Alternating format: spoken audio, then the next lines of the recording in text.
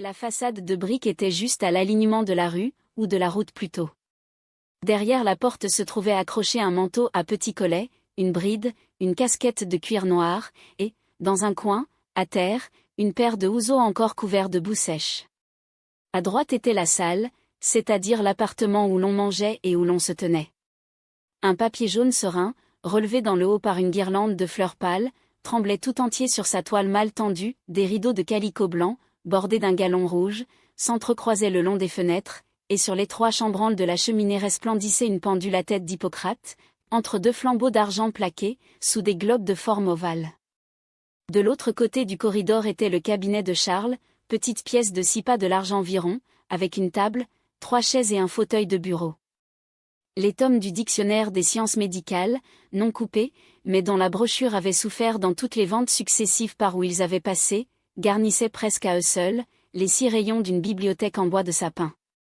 L'odeur des roues pénétrait à travers la muraille, pendant les consultations, de même que l'on entendait de la cuisine, les malades tousser dans le cabinet et débiter toute leur histoire.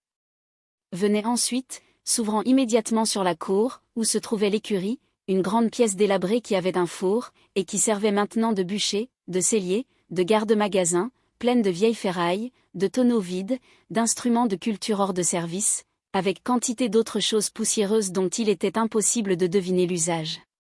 Le jardin, plus long que large, allait, entre 2 murs de bauge couverts d'abricots en espalier, jusqu'à une haie d'épines qui le séparait des champs. Il y avait au milieu un cadran solaire en ardoise, sur un piédestal de maçonnerie, 4 plates-bandes garnies d'églantiers maigres entouraient symétriquement le carré plus utile des végétations sérieuses. Tout au fond, sous les sapinettes, un curé de plâtre lisait son bréviaire. Emma monta dans les chambres. La première n'était point meublée, mais la seconde, qui était la chambre conjugale, avait un lit d'acajou dans une alcôve à draperie rouge. Une boîte en coquillage décorait la commode, et, sur le secrétaire, près de la fenêtre, il y avait, dans une carafe, un bouquet de fleurs d'oranger, noué par des rubans de satin blanc. C'était un bouquet de mariée, le bouquet de l'autre. Elle le regarda. Charles s'en aperçut, il le prit et l'alla porter au grenier, tandis qu'assise dans un fauteuil, on disposait ses affaires autour d'elle, Emma songeait à son bouquet de mariage, qui était emballé dans un carton, et se demandait, en rêvant, ce qu'on en ferait, si par hasard elle venait à mourir. Elle s'occupa, les premiers jours, à méditer des changements dans sa maison.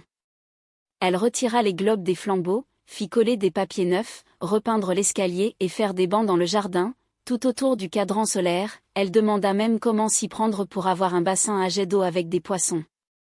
Enfin son mari, sachant qu'elle aimait à se promener en voiture, trouva un BOC d'occasion, qui, ayant une fois des lanternes neuves et des garde-crottes en cuir piqué, ressembla presque à un tilbury. Il était donc heureux et sans souci de rien au monde. Un repas en tête-à-tête, une promenade le soir sur la grande route, un geste de sa main sur ses bandeaux, la vue de son chapeau de paille accroché à l'espagnolette d'une fenêtre, et bien d'autres choses encore où Charles n'avait jamais soupçonné de plaisir, composaient maintenant la continuité de son bonheur. Au lit, le matin, et côte à côte sur l'oreiller, il regardait la lumière du soleil passer parmi le duvet de ses joues blondes, que couvrait à demi les pattes escalopées de son bonnet. Vu de si près, ses yeux lui paraissaient agrandis, surtout quand elle ouvrait plusieurs fois de suite ses paupières en s'éveillant, noirs à l'ombre et bleu foncé au grand jour, ils avaient comme des couches de couleurs successives, et qui, plus épaisses dans le fond, allaient en s'éclaircissant vers la surface de l'émail. Son œil, à lui, se perdait dans ses profondeurs, et il s'y voyait en petit jusqu'aux épaules, avec le foulard qui le coiffait et le haut de sa chemise entrouvert. Il se levait. Elle se mettait à la fenêtre pour le voir partir, et elle restait accoudée sur le bord, entre 2 pots de géranium, vêtue de son peignoir, qui était lâche autour d'elle.